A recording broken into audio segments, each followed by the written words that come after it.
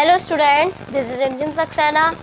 Welcome to our YouTube channel, Mashad Shri Balaji Study Point, and today is your first English class and first topic is use of verb to be. तो सबसे पहले हम ये देखेंगे कि जो to be है वो उसकी जो फॉर्म्स है वो कितनी है। तो लिखेंगे verb to be has following forms: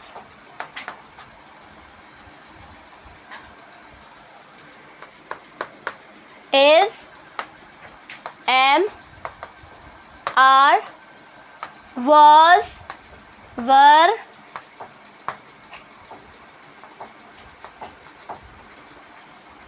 will be, last है shall be।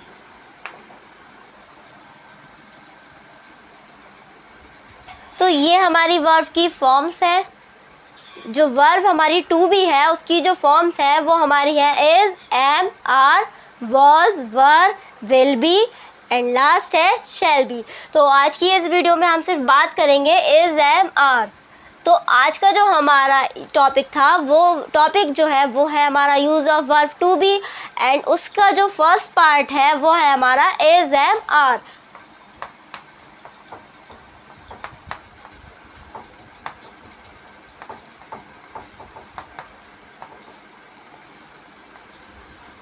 तो क्या आप हमें बता सकते हैं कि आप इस वर्ड में कितने लोगों से बात करते हैं? वो लोग सिर्फ उनकी जो नंबर है वो ओनली 8 है, यानी कि इस वर्ड में हम ओनली 8 लोगों से बात करते हैं। वो उन्हें हम कहते हैं हमारे डूअर्स।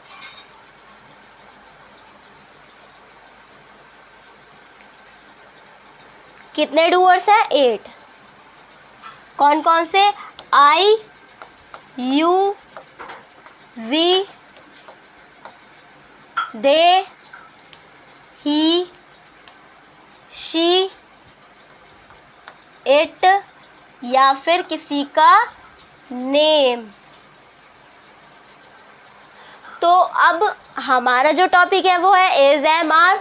अब सबसे पहले हम ये देखेंगे कि इसमें इन डूअर्स के साथ हम इज किसके साथ इज का यूज़ करेंगे, किसके साथ एम का एंड किसके साथ आर का यूज़ करेंगे। तो आई के साथ हम यूज़ करते हैं एम का। एम का मीनिंग होता है हूँ। जैसे I am a good boy, I am a good girl and you, we, they के साथ हम यूज़ करते हैं आर का।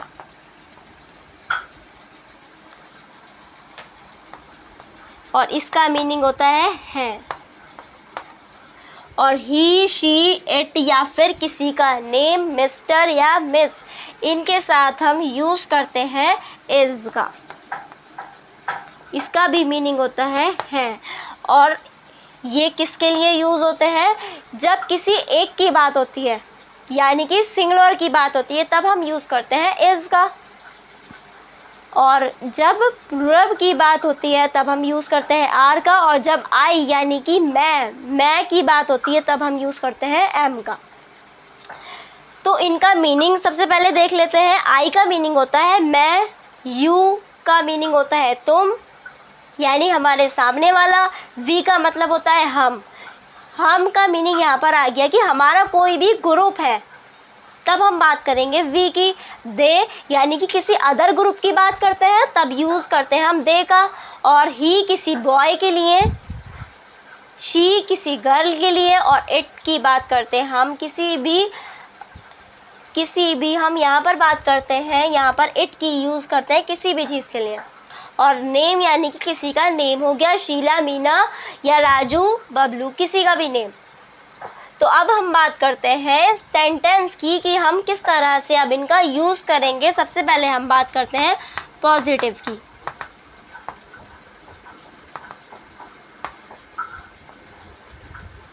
तो सबसे पहले हम पॉजिटिव की बात करते हैं कि पॉजिटिव सेंटेंस में हम इनका यूज़ किस तरह से करेंगे। तो फर्स्ट हो गया हमारा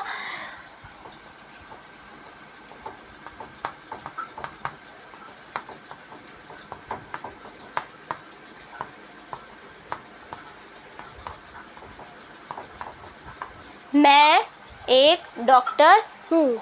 तो चलिए देखते हैं हम इसे कैसे इसको बनाते हैं। तो सबसे पहले हम ये देखते हैं कि इसमें सब्जेक्ट क्या है, और सब्जेक्ट की पहचान हम कैसे करते हैं, यानी कि जो काम करता है वो होता है सब्जेक्ट, और जो काम किया जा रहा है वो होता है, और वो क्या होता है, हमारा ऑब्जेक्ट हो जाता है सारा।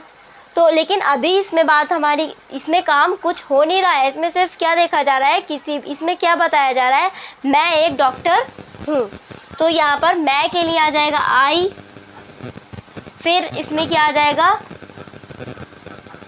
हूँ, यानी कि वर्ब आएगी हमारी टू बी। हूँ के लिए क्या क्या यूज़ होता है, एम, आई के साथ एम, फिर आएगा हमारा एक के लिए होता है ए, और फिर लास्ट में हमारा ऑब्जेक्ट यहाँ आ जाता है डॉक्टर।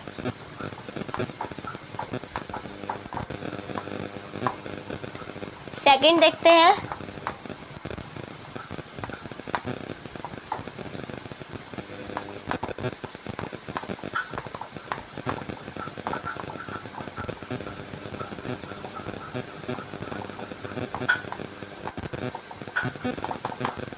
वह एक अच्छा लड़का है। तो वह के लिए यहाँ पर आएगा he is a good boy.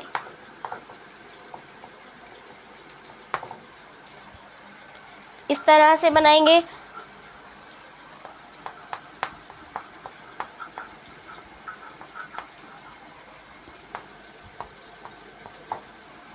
अब देखते हैं नेक्स्ट, हम प्यासे हैं। हमारा जो अगला सेंटेंस है वो है हम प्यासे हैं। तो इसमें हम के लिए हमने यहाँ बताया था, हम के लिए क्या आएगा, वी, और वी के साथ आता है आर। यहाँ बताया था हमने वी के साथ आर आएगा, तो वी के बाद आर। प्यासे की होती है इंग्लिश थर्स्टी।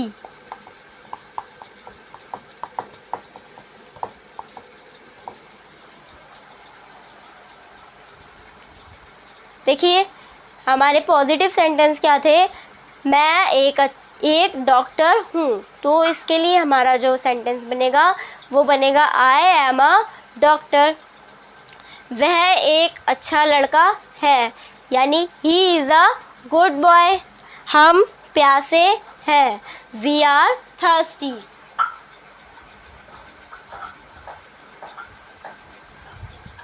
ओके, तो आगे हम बात करते हैं निगेटिव सेंटेंस की। पॉजिटिव समझ में आ गए होंगे। चलिए, तो अभी हमने आपको कराया था पॉजिटिव सेंटेंस कराए थे, ठीक है। लेकिन कुछ बच्चे ये सोच रहे होंगे कि पॉजिटिव होता क्या है। आप ये सोच रहे होंगे कि हमने तो बुक में देखा ही नहीं है पॉजिटिव सेंटेंस, हमारी बुक में अफर्मेटिव सेंटेंस होता है, तो ये कैसे लिख दिया। लेकिन जो पॉजिटिव है और अफर्मेटिव है, दोनों का मीनिंग एक ही होता है। अफर्मेटिव और पॉजिटिव का मीनिंग एक ही है, कंफ्यूज होने वाली इसमें कोई बात नहीं है, ठीक है। तो अब हम नेक्स्ट हमारा क्या आता है, निगेटिव सेंटेंस।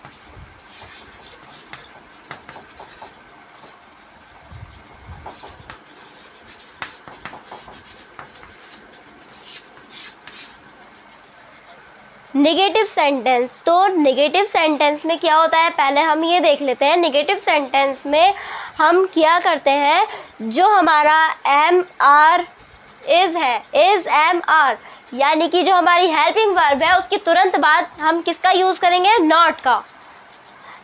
नॉट का यूज़ हम क्यों करेंगे, जिसमें किसी चीज़ को मना किया जाता है तब हम किसका यूज़ करते हैं, नॉट का।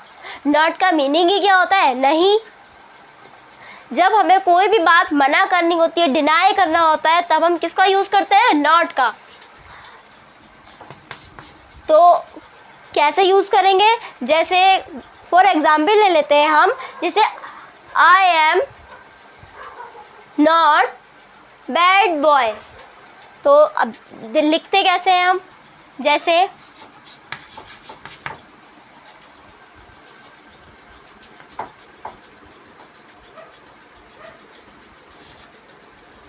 या फिर I am not naughty boy.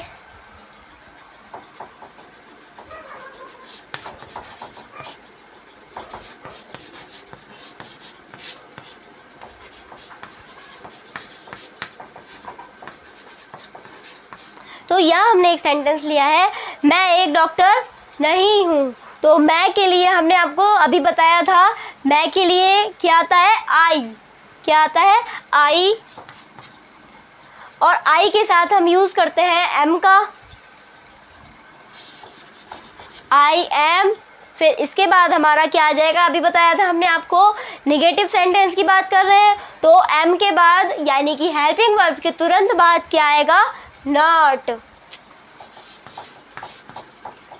फिर इसके बाद बात आती है एक की। एक के लिए जो हम इंग्लिश यूज़ करते हैं वो होती है ए। तो क्या हुआ, I am not a doctor.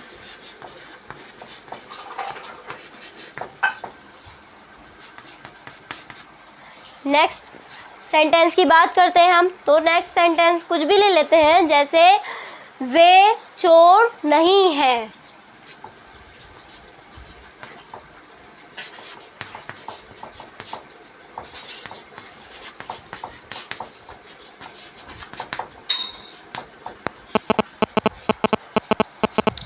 जैसे हमने यहाँ पर ले लिया वे चोर नहीं है, तो वे हमने आपको बताया था, वे यानी कि अदर ग्रुप की बात होती है तब हम वे का यूज़ करते हैं, यानी कि दे का यूज़ करते हैं।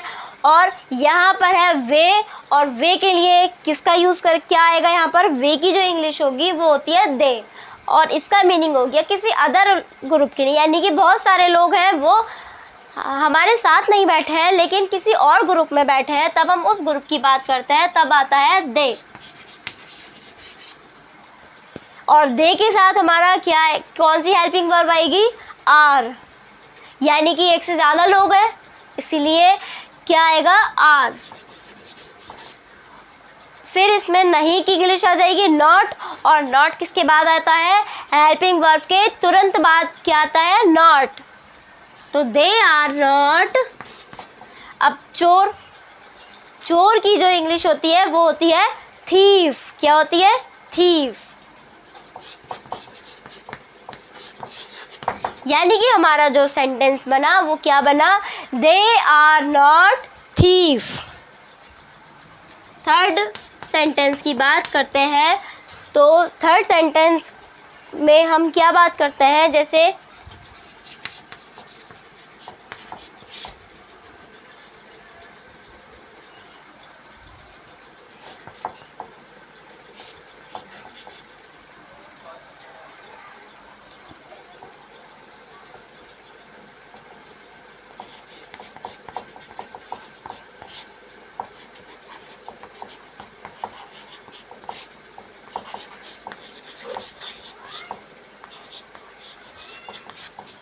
थर्ड सेंटेंस की हम बात करते हैं, जैसे मोहन एक अच्छा लड़का नहीं है।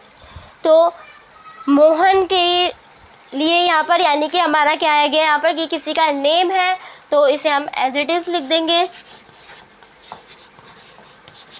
मोहन। अब किसी का नेम है तो इसके लिए हमारी जो हेल्पिंग वर्ब आएगी वो क्या आएगी, इज़। किसी सिंगुलर पर्सन की बात हो रही है, सिंगुलर की बात हो रही है यहाँ, इसीलिए मोहन के साथ यहाँ पर हमारा क्या आएगा, कौन सी हेल्पिंग वर्ब आएगी, इज़। यानी कि मोहन इज़। अब नेगेटिव सेंटेंस की बात चल रही है तो यानी कि यहाँ पर हेल्पिंग वर्ब के तुरंत बाद क्या आएगा, not. Mohan is not a, अच्छा, अच्छा के लिए जो इंग्लिश आती है वो क्या आती है, गुड। और लड़के को इंग्लिश में कहते हैं, क्या कहते हैं, बॉय।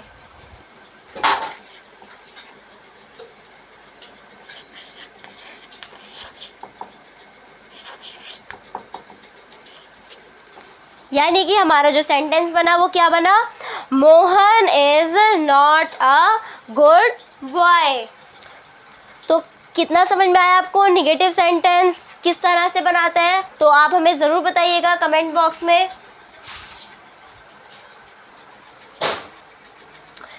तो अब हम बात करते हैं इंटरोगेटिव सेंटेंस की। तो इंटरोगेटिव सेंटेंस में भी हमारे 2 टाइप्स होते हैं। कौन कौन से? जिसमें हमें कोई भी क्वेश्चन येस और नो में पूछा जाता है। जैसे क्या आप एक व्यापारी हैं? क्या आप एक अच्छे डॉक्टर हैं? तो येस में इसका अगर आंसर होगा तो हम इसका आंसर येस में देंगे, और अगर नो में आंसर होगा तो हम इसका आंसर नो में देंगे। ठीक है, तो इसका जो हमारा फर्स्ट टाइप कौन सा है वो है हमारा येस और एंड नो टाइप।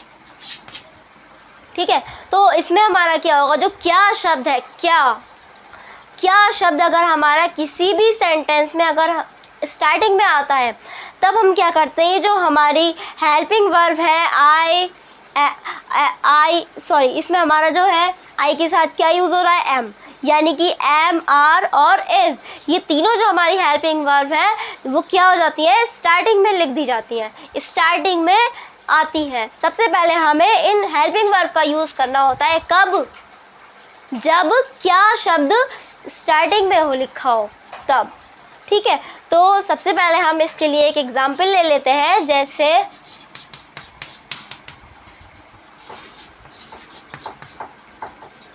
क्या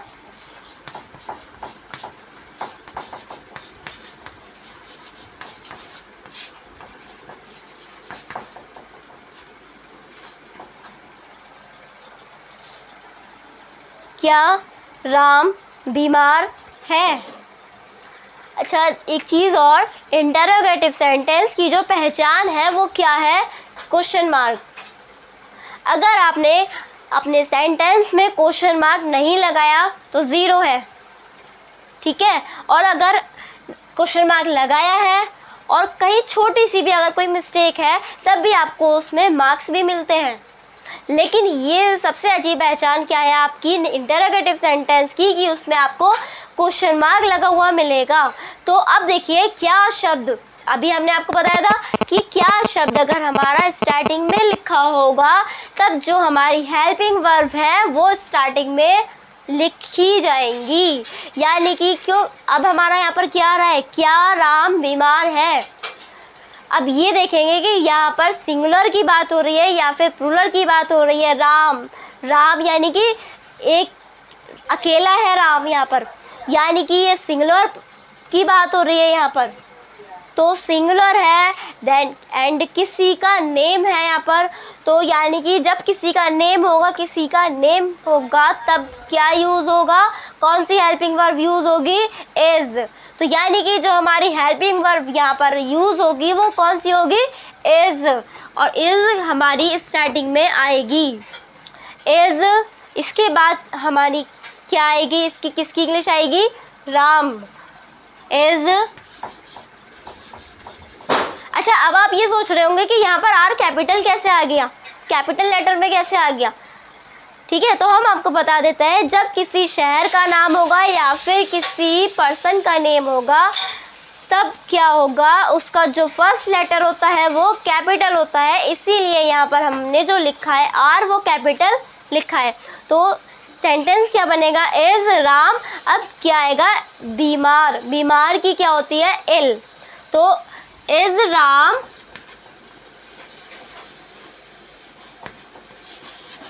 इल।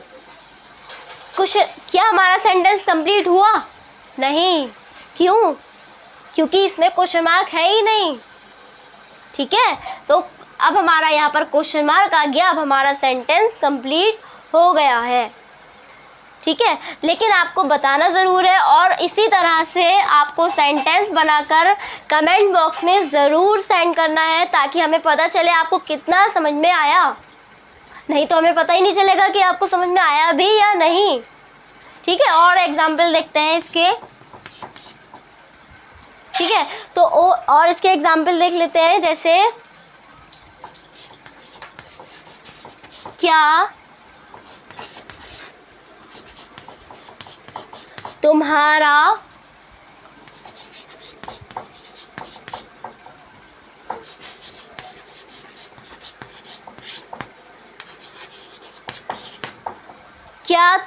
भाई कंजूस है?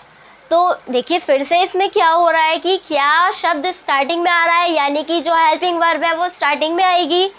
तो क्या, अब यहाँ पर तुम्हारा भाई है तो तुम्हारा, ठीक है। तो यहाँ पर क्या हो रहा है, यहाँ पर तुम्हारा भाई यानी कि एक पर्सन है। सबसे पहले हम ये देखेंगे इसमें सिंगुलर पर्सन की बात हो रही है या फिर प्लूरल की बात हो रही है। तो यहाँ पर तुम्हारा भाई यानी कि यहाँ पर ये जो तुम्हारा भाई लिखा है ये सिर्फ सिंगुलर है। तो क्या यूज़ होगा यहाँ पर, हेल्पिंग वर्ब, किसी एक की बात हो रही है, यानी कि कौन सी हेल्पिंग वर्ब यूज़ होगी, is. Is your brother, your क्यों आया, तुम्हारा, तुम्हारे की जो इंग्लिश होती है वो योर होती है। अब क्या आएगा, भाई, भाई को क्या कहते हैं सब जानते हैं, इंग्लिश क्या होती है भाई की, ब्रदर।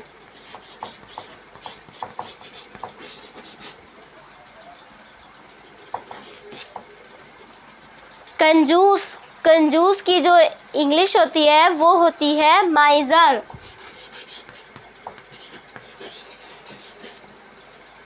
ठीक है, हमारा सेंटेंस क्या हुआ, is your brother a माइजर।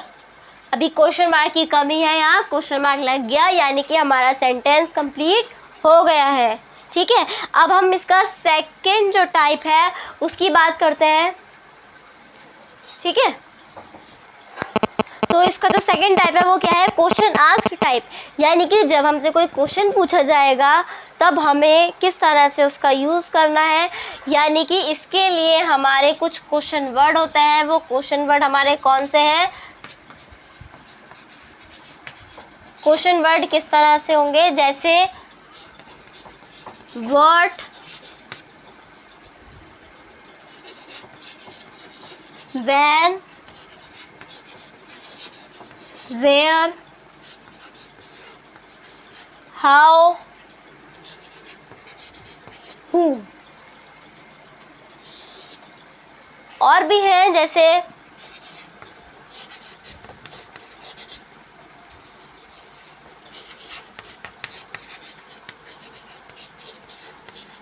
With whom। तो अब इनके मीनिंग देख लेते हैं क्या क्या होते हैं।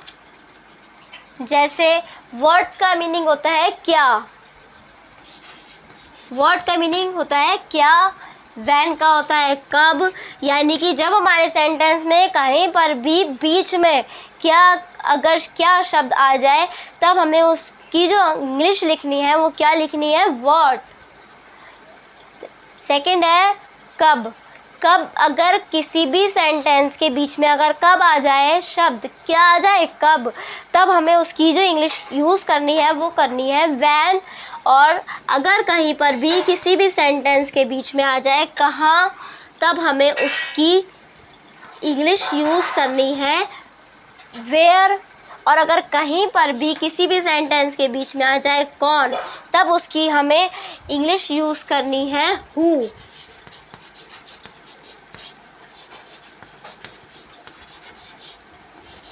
और अगर कहीं पर भी कैसे आ जाए किसी भी सेंटेंस के बीच में, तब हमें उसकी इंग्लिश यूज़ करनी है हाउ। और विद whom, अगर विद whom का यूज़ हम कब करेंगे, जब अगर किसी भी सेंटेंस में आ जाए किसके साथ।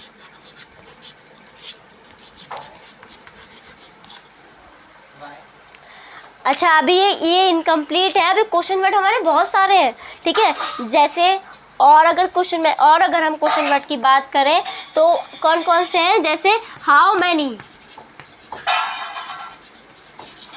हाउ मैनी का मीनिंग होता है कितने।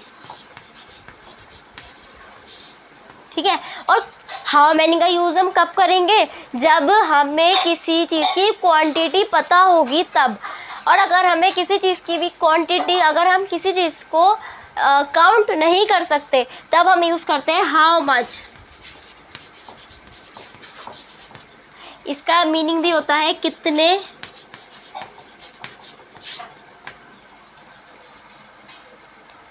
इसके बाद हमारा आता है वाई। वाई का यूज़ हम कब करेंगे, जब कहीं किसी भी सेंटेंस के बीच में हमें लिखा हुआ मिलेगा क्यों। जब भी कभी हमें किसी भी सेंटेंस के बीच में लिखा हुआ मिलेगा क्यों, तब हम उसकी जो इंग्लिश यूज़ करेंगे क्या करेंगे, वाई। तो ये सारे हमारे क्या हो गए, क्वेश्चन वर्ड, जो हमें कहाँ मिलेंगे, इंटरोगेटिव सेंटेंस में मिलेंगे। उसकी पहचान क्या होगी, क्वेश्चन मार्क। ठीक है, ये इसे नोट डाउन करिए और अच्छे से इनका मीनिंग आप लर्न करिए। ठीक है, इसके बाद हम एग्जाम्पल की बात करेंगे। तो चलिए अब क्वेश्चन टाइप की बात करते हैं। तो इसके लिए सबसे पहले अब हम एग्जाम्पल ले लेंगे। एग्जाम्पल जैसे कि जो नॉर्मली यूज़ करते हैं, हम क्या यूज़ करते हैं, जैसे आप या तुम कैसे हो।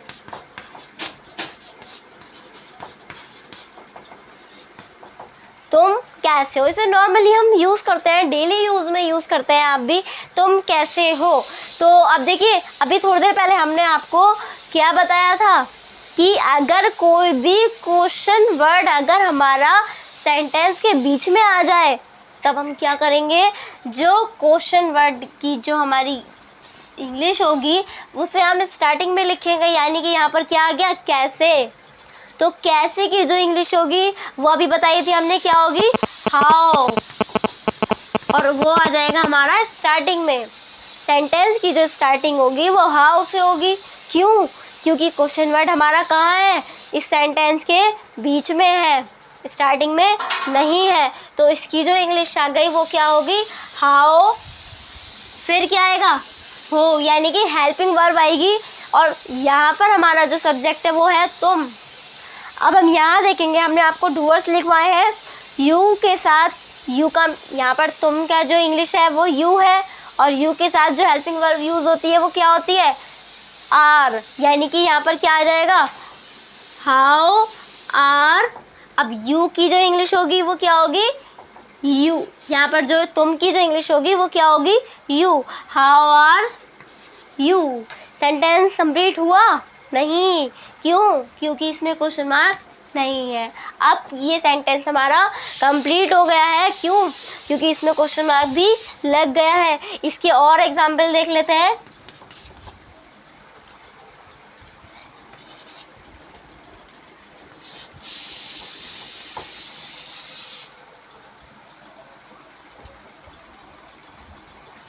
चलिए इसके और एग्जाम्पल देख लेते हैं हम।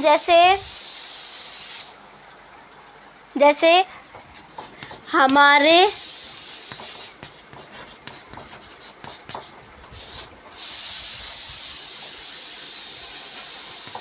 पिताजी कहाँ हैं। तो इसमें जो हमारा क्वेश्चन वर्ड है वो क्या है, कहाँ। यानी कि ये बीच में है, क्या बीच में आ गया हमारा क्वेश्चन वर्ड। तो इसकी जो इंग्लिश होगी वो क्या होगी, वेयर। क्या होगी, वेयर। यानी कि वेयर जो होगा वो स्टार्टिंग में लिख दिया जाएगा, वेयर। फिर इसके बाद क्या आएगा हमारा, हमारे पिताजी। हमारे के लिए क्या आएगा यहाँ पर, अवर। क्या आएगा, अवर। वेयर अवर नहीं आएगा, क्यों, क्योंकि पहले हमारी क्या आएगी यहाँ पर, हेल्पिंग वर्ब। ठीक है, तो वेयर। अब यहाँ पर हमारे पिताजी हैं, तो यानी कि ये हमारे एक के नहीं है, यहाँ पर हमारे हैं। तो हमारे पिताजी, यहाँ पर इसके लिए क्या आ जाएगा, क्या आ जाएगा, देखिए यहाँ हमने यूज़ किया है हमारे पिताजी। यानी कि अब आप कहेंगे कि हमारे पिताजी कहाँ हैं, ये कैसा सेंटेंस हुआ, क्या हमें नहीं पता हमारे पिताजी कहाँ हैं। तो इसको हम, इस सेंटेंस को हम कब यूज़ करते हैं, जब हम आपस में, यानी कि कोई 3 या 4 बहन भाई आपस में हम बैठ के पूछें, हमें नहीं पता, किसी एक को नहीं पता कि हमारे पिताजी गए कहाँ हैं, घर पर अगर नहीं है तब। अगर हम में से किसी एक को नहीं पता कि हमारे पिताजी कहाँ हैं, तो हम 3 बहन भाई या फिर हम 4 बहन भाई आपस में एक दूसरे से पूछेंगे कि हमारे पिताजी कहाँ हैं भाई, आप जनरली आप लोग भी आपस में, अगर आपको नहीं पता कि आपके पापा कहाँ गए हुए हैं, कहाँ हैं, घर पर अगर नहीं दिख रहे हैं, तो आप अपने दूसरे भाई से या बहन से पूछेंगे कि पापा कहाँ हैं। तो वैसे ही यहाँ पर ये क्या सेंटेंस हमने लिख दिया, हमारे पिताजी कहाँ हैं। तो अच्छा, पिताजी एक ही है इसलिए यहाँ पर आर नहीं आएगा, क्या आएगा यहाँ पर, इज आएगा। ठीक है, कहाँ की इंग्लिश हो गई वेयर, और पिताजी यानी कि सिंगुलर पर्सन है यहाँ पर, तो वेयर इज हमारे के लिए यहाँ पर आएगा our, where is our father. पिताजी की जो इंग्लिश होती है वो होती है father, where is our father, last में आ जाएगा हमारा क्वेश्चन मार्क। ठीक है, और एग्जाम्पल देख लेते हैं।